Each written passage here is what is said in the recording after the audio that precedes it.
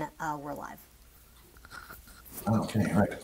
Hi, everybody. I'm Dave. I'm the CTO of Nym Technologies, and we're building a privacy network to help people. So I think that privacy is an essential element of all successful computer systems. And in fact, I go so far as to say that I think it's the missing ingredient that can make decentralized systems successful as they start to face real-world security and business challenges.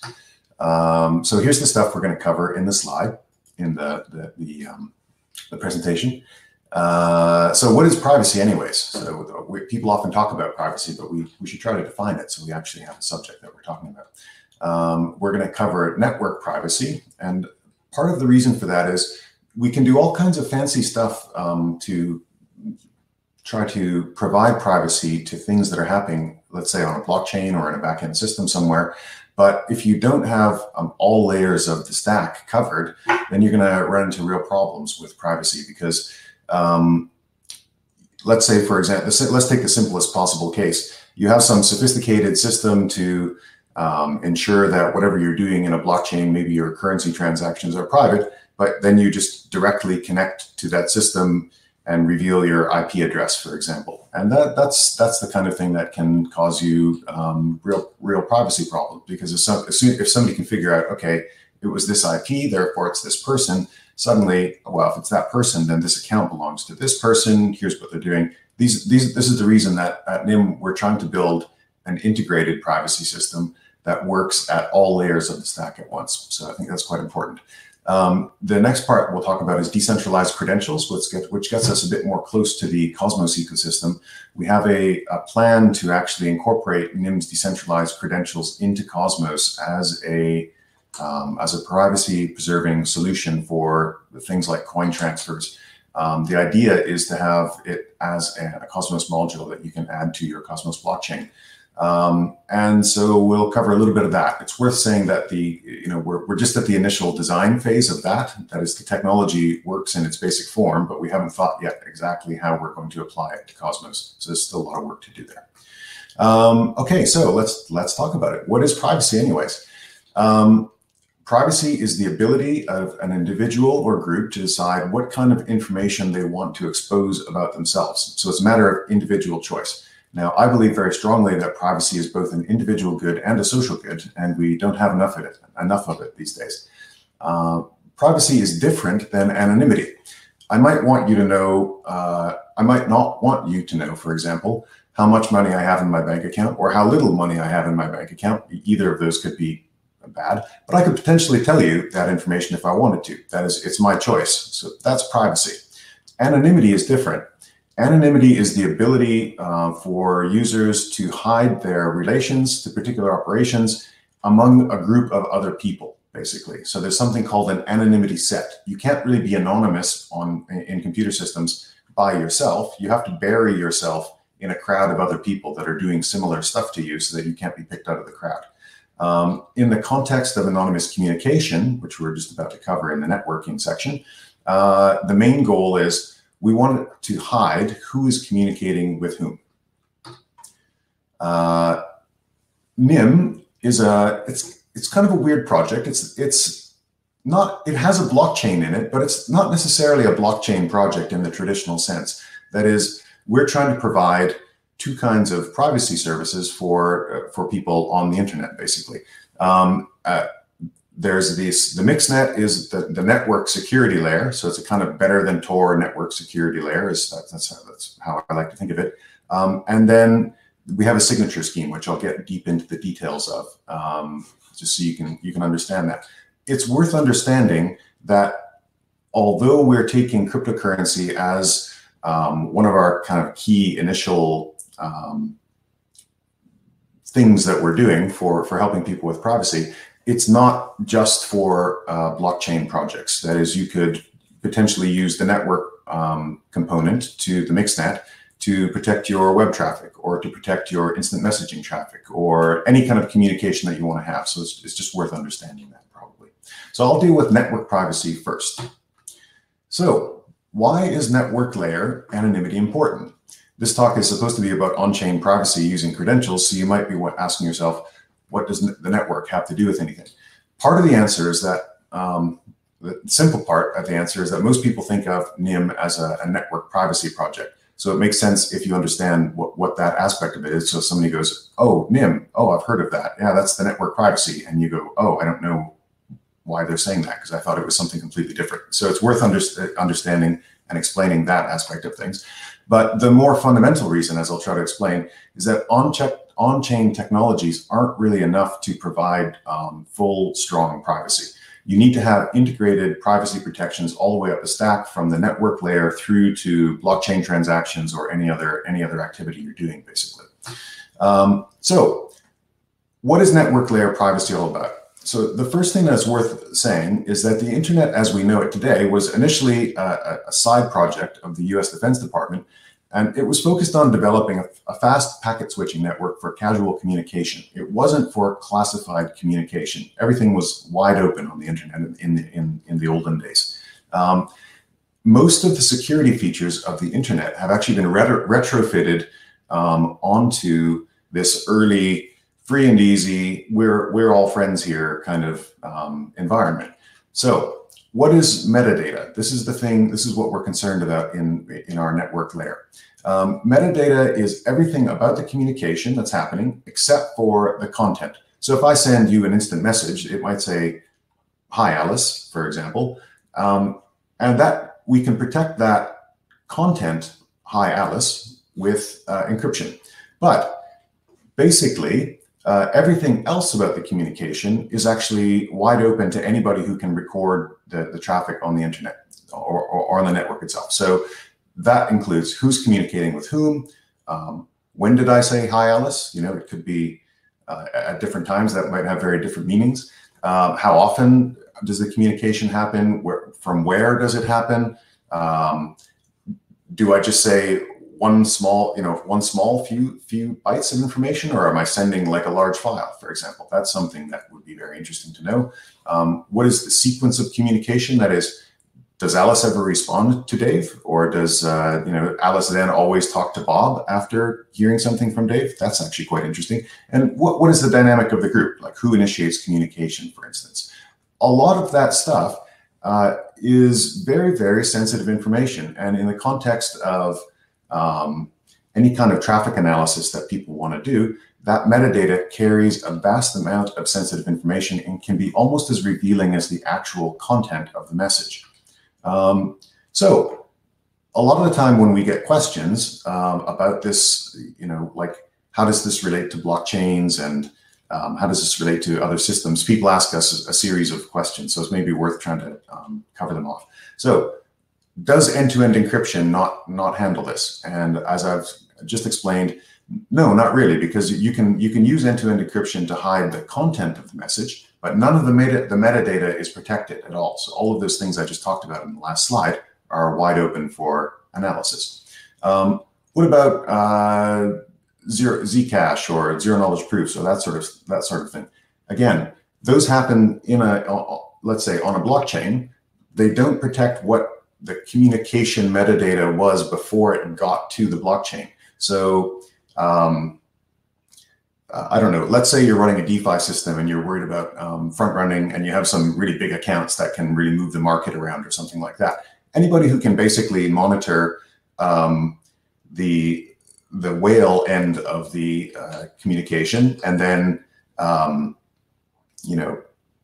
watch what transactions get submitted to a node, actually that metadata could probably de-anonymize that person. So in the context of smaller systems as they are today, like blockchain systems, that's quite a big deal, actually. And these attacks are not like impossible to achieve, I don't think.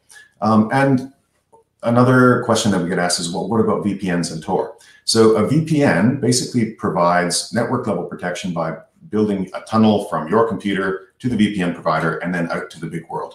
But there's a few problems with VPNs. They're assumed to be trusted. So your VPN provider can always fully observe all the network communication between you and the public internet. So basically with a VPN, you're just shifting where your IP address is in the world from your house or whatever your phone's IP is to the VPN provider's IP, but you don't actually get any other protections, and you can easily be monitored by the VPN provider. Tor is a lot better than a VPN, but again, it's still basically just shifts the kind of exit point of your IP in the world from your real one to a different one. The timing attack kind of stuff that I was just talking about is actually possible. So people have done end-to-end timing attacks on Tor where they say, okay, it's clear that over time, it's very difficult to do if you have like, one chat message or something like that. That would probably be almost impossible. If you're sending a stream of communication over time, it's actually very, very possible with Tor to basically de-anonymize users by timing when the information went into the network and when the information went out of the network. And because at that point, you can basically go, yeah, all right, with 90% certainty, it was probably this guy that was doing this stuff, taking these actions that we can see out in the world. So fundamentally, nothing so far has really solved the problem of network privacy. So let's talk about a possible solution, and in fact, what we think is the solution to this sort of network privacy layer stuff.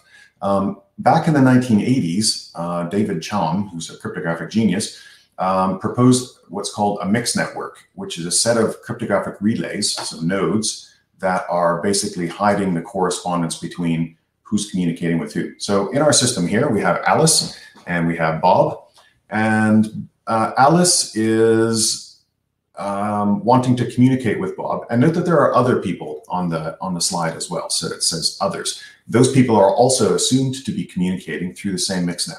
What happens basically is that Alice's traffic gets packetized, like chopped up, rather than being a stream-based system like Tor, where Alice has it's kind of a continuous set of streaming connections that go from her to Bob. Mixnets do something fundamentally different. Let's try to it's hard to visualize what a computer network looks like, so I try to resort to like simple metaphors which may or may not be useful, but let's take a look at it. So the capability to monitor networks is now becoming the preserve of a growing set of possible adversaries. Multiple governments can do it, some larger companies can probably do it, and an increasing number of adversaries on the internet are quite capable of recording a large percentage of internet traffic and analyzing it really quickly. And in the future, we can expect that these capabilities are going to become even more widespread. So think of the adversary here as being like a set of always-on security surveillance cameras watching the internet. Is it possible to beat the cameras? So here's our network traffic. Each of these people is a message that's being sent, a TCP packet, let's say, that's being sent through the internet. And you can see that, all right, there's a lot of them, and it looks, like they would be maybe safety in numbers, you might think, but not really. If you have some really good cameras, you can basically record the progress of each of these people with pretty good certainty as they walk down the street, and you're not going to have that much problem doing it. So we might not know what's inside their heads. That is, we don't know what the content of each of these messages is, but we can see that if we can record the context of what we're doing and record the metadata of what they're doing, that can provide us a lot of information about what's going on. For instance, tracing network traffic might be able to tell us who made a given cryptocurrency transaction in a blockchain, which account belongs to real-world users, and thus reveal a whole lot about market dynamics, who's rich, who's poor, and what they're doing. And in DeFi systems, these problems are going to just get worse. So that's why I'm starting off by talking about network privacy. In our view, if you have only on-chain privacy, it's pretty useless if you don't have network privacy as well. So that's why we're building this unified system where everything is designed to work together and not leak information at any one layer. So let's get back to our people on the street here. How could we make them, immune to this kind of surveillance, to our surveillance cameras? Well, the way Nym does it is we use something called the Sphinx packet format. So we armor the data packets in a set of shells, like stormtrooper uniforms, that basically make them look as if they're all the same. And think of these guys as having not one layer of stormtrooper armor on, but 3 layers of stormtrooper armor on. We send those stormtroopers through the mixnet, and what they do is they walk into, let's say, either mix 1 or mix 4. They take off one layer of Stormtrooper outfit and they have another one underneath. So now they're, despite the fact that they looked to be pretty much the same earlier, they were all the same size and everything, the ones and zeros that make up those messages, you could still, if they were the same all the way through, you would still be able to just say, oh yeah, it was that one. But they take off this layer of encryption armor, so they still have the same content inside them, but they basically now have a different set of ones and zeros, despite the fact that they're the same message. And then they go to the next mix. So some of the messages are going to go to mix 2, and the other messages are going to go to mix 5. Keep in mind that let's say there's 1,000 people that are using this system right now. Again, the Stormtroopers remove another layer of armor. They go to the next layer, mix 3 and mix 6. They remove another layer of armor and they head out to the world. In that point, Alice's message is delivered to Bob, and they're communicating happily. That's really good. And other people's messages are delivered to their destinations as well. The really interesting thing about this is it's not really possible yet. Well, it would be possible to infer who's communicating with who, except for one additional thing, which I haven't mentioned yet. Basically, as the Stormtroopers get into those mixes, they leave in a different order than they arrived. So they get shuffled together, kind of like a deck of cards get shuffled. So the MixNet basically takes a lot of traffic in at one time and then shuffles the traffic together so that it's not really clear which of the packets came in first, which came in second, which came in third, because they get all shuffled up. And basically that provides enough entropy that as they're going through the system, it's statistically impossible to determine through timing attacks which packets came in first, second, and third. Cool. So one thing to note is that we can add capacity by scaling horizontally. So we started a few months ago. We had about 25 mix nodes in our running testnet, and now we have about 1,300. So we're adding a lot of capacity. My guess is at this point we're actually capable of protecting most of the world's cryptocurrency traffic alongside other kinds of traffic as well. So that was a quick side tour into network level privacy. Now we have to talk about Cosmos and Coconut, which is something that we're starting to work on now. So what is a Coconut credential and why would I want one? First, it's worth understanding what a signature scheme is. So a signature scheme is a cryptographic scheme, it's a cryptographic setup that has 3 algorithms. Key generation, so you need to be able to make keys. Signing, so I want to sign a message, maybe a piece of text. That basically says whoever signed this thing had a certain public key, and they attest that they've seen it.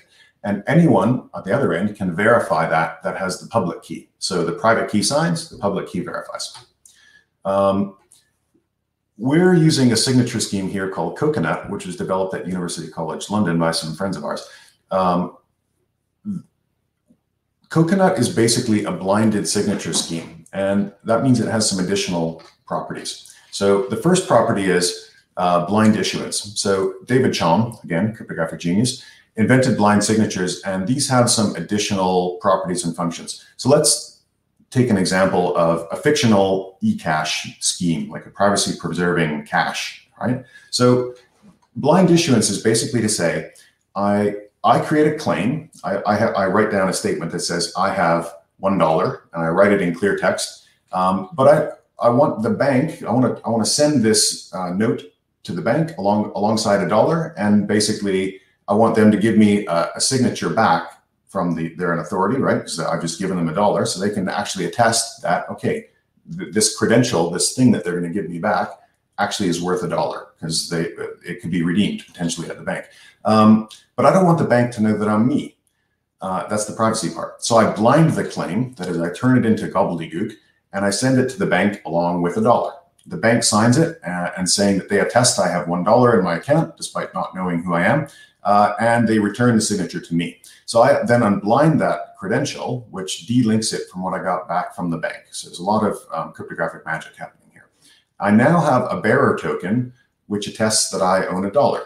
So this process is called blind issuance. So you create clear text, you blind the clear text, you send it to the signer, they sign it, they return it to the creator unblinds it, and then the creator can use it as what's called a bearer token, which cash is a bearer token. It means you have some unit of economic value in your hand. Now, the eagle-eyed among you will have noticed that there is a problem with blind issuance. The signer has no clue what they're signing. So if you're the bank, you get some gobbledygook. How does the bank know that it doesn't say, I have $1 million? It's opaque. So the usual solution is to use a zero-knowledge proof attesting that the message contains $1, but revealing nothing else about the identity of the sender. So the serial number, identity, all that kind of stuff. Coconut, our Nym credential scheme, has this zero-knowledge proof ability. So it can do blind issuance in a reliable way. The zero-knowledge proof involved needs to be coded for each domain. So a zero-knowledge proof for currency would need to be different than one for identity assertions or anonymous voting protocols. Ours currently works for coins because that's our first kind of target, but it can be extended to other stuff. Blind issuance protects the bearer, that is the user, from the credential issuing authority, that is the bank. Okay. Now there's another concept in signatures called re-randomizable signatures. This is a type of signature that has all the other four things that we can see on the screen here, but it also has an additional algorithm, which is randomize. So this allows the user to take an existing signature and then call randomize on it, and then generate a brand new signature, which no one has ever seen before. So it's like creating an entirely new one.